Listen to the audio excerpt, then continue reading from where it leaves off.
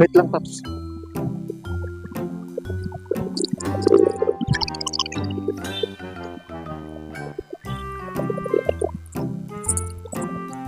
Oh, ano? Ako na. Okay, salamat. Thank you. Thank you, thank you. Oh, nagtip pa si Paps. Malupet. Pag mga nagtitip, Lodi yan. Diba? Lodi. Aray ko.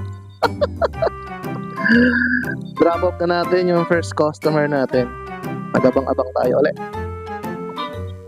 Ng pangalawang booking. Wala pa eh.